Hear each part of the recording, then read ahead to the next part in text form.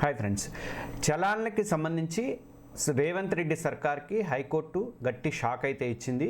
చలానాలు auto debit చేద్దామని చెప్పి మొన్న ఒక ప్రపోజల్ కూడా తీసుకొచ్చారు రేవంత్ రెడ్డి.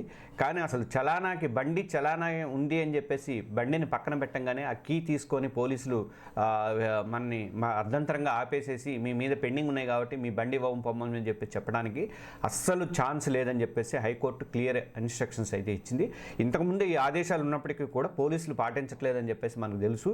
ఎందుకంటే ఎక్కడ పడితే అక్కడ మనకి చలానాలు పెండింగ్ ఉన్నాయంటే చాలు దబ్బుకున చూసేసి దాన్ని ఆపేసి కీ తీసి పక్కన వాళ్ళు తీసేసుకుంటారు కీని.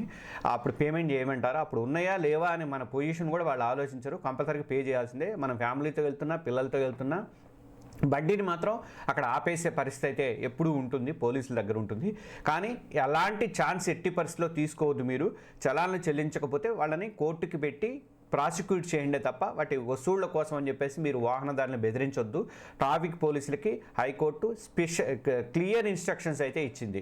జీవో 108 అమలుపై స్టేకు నిరాకరణ అయితే విధించింది. ట్రాఫిక్ నిబంధనలు ఉల్లంఘించి చెల్లించిన వారి ప్రాసిక్యూట్ చేయాలని పోలీసులకు హైకోర్టు అయితే గట్టి ఆదేశాలు అయితే ఇచ్చింది.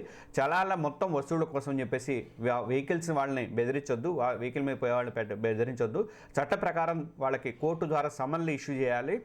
చలాన్లు ఆన్లైన్లో చెల్లించే వారికి అవకాశం ఇవ్వాలి, వాళ్ళకి చెల్లించే అవకాశం కూడా ఇవ్వాలి. అంతేకాక ఈ సాధారణ విధుల్లో భాగంగా మీరు తనిఖీలు చేస్తూ ఈ విధులు నిర్వహించడానికి అంటే మీరు తనిఖీ చేయడానికి అయితే మేము అబ్జెక్షన్ చెప్పట్లేదు. కానీ ట్రాఫిక్ ఉల్లంఘనలు పాల్పడిన వాళ్ళకి మాత్రం అప్పటికప్పుడు మీరు ఆ వెహికల్ని అక్కడ సీజ్ చేసేసి వాళ్ళని అర్ధంతరంగా అయితే చేయడానికి వీల్లేదని చెప్పేసి రవాణా పోలీస్ శాఖలకు 2011లో జారీ చేసినటువంటి 108 జీవోను కూడా అమలు చేయడానికి నిరాకరించింది. ఇది అంటే ఎలాంటి నిబంధనలు చూపించకుండా 2 వీలర్ మీద వెళ్ళేటువంటి ముగ్గురు ప్రయాణిస్తున్న 1200 జరిమానా ఇస్తున్నారు. టూ వీలర్ మీద ముగ్గురు వెళ్తే 1200 వేస్తారు జరిమానా. ఈ పోలీసులకి తర్వాత రవాణా శాఖ అధికారులకి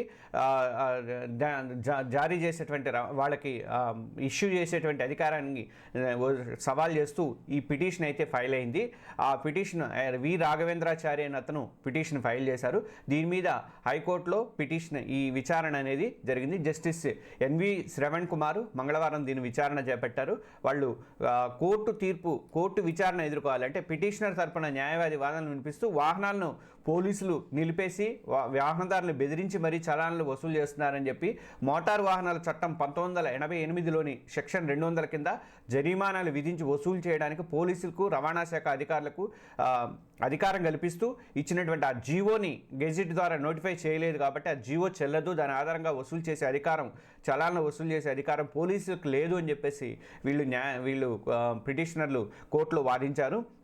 అసలు ఆ జీవో 108ని నోటిఫై చేయలేదు అని చెప్పేసి ప్రభుత్వ తరపున సహాయ న్యాయవాది అంటే ఆయన కూడా అంగీకరించారు. దీని మీద కౌంటర్ చేయడానికి పోలీసులకి ప్రభుత్వానికి ఒక ఇదైతే ఇచ్చింది.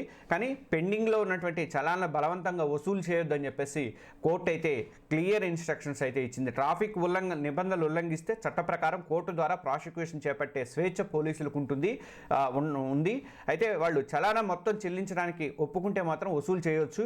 అంతే తప్ప చలానా చెల్లించిన వారిని చలానాలు చెల్లించని వారిని మాత్రమే కోర్టు విచారణకు పిలవాలి అని చెప్పేసి వాళ్ళ మీద చట్ట ప్రకారం చర్యలు తీసుకోవాలని చెప్పేసి ఆదేశించింది. ఈ విచారణ మరి ఫిబ్రవరి 3కి వాయిదా పడింది. అయితే ఈ మధ్య రేవంత్ రెడ్డి ఆటో డెబిట్ సౌకర్యం కూడా కల్పించాలని చెప్పేసి ఒక సంచలనమైనటువంటి కామెంట్స్ అయితే చేశారు పోలీసుల మీట్లో జరిగినప్పుడు.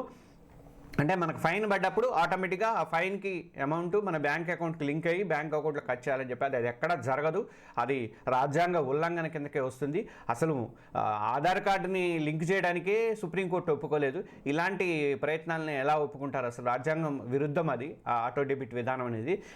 ఆ సందర్భంగానే రేవంత్ రెడ్డి కాన్వాయ్ మీద కూడా బోల్డ్ అని ఉన్నాయని చెప్పేసి వచ్చింది. అప్పుడు రేవంత్ రెడ్డి అకౌంట్ నుంచి తీసేస్తారా అని చెప్పి కామెంట్లు కూడా వచ్చినాయి. కాబట్టి ఇప్పుడు ఈ చలానాలు 108 జీవోని అడ్డం పెట్టుకొని పోలీసులు అట్లా నిబంధనలకు విరుద్ధంగా తాళాలు తీసేసి మధ్యలో ఫ్యామిలీని వీళ్ళని ఆపడానికి వీల్లేదని చెప్పేసి కోర్టు అయితే ఇన్స్ట్రక్షన్స్ అయితే గట్టి ఇన్స్ట్రక్షన్స్ అయితే ఇచ్చింది.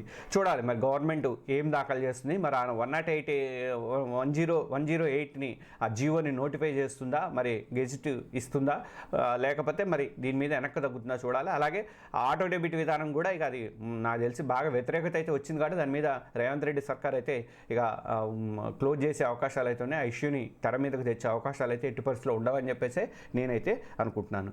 మన తెలుగు జర్నలిస్ట్ ఛానల్ ప్రతి ఒక్కరూ సబ్స్క్రైబ్ చేసుకోండి. Thank you.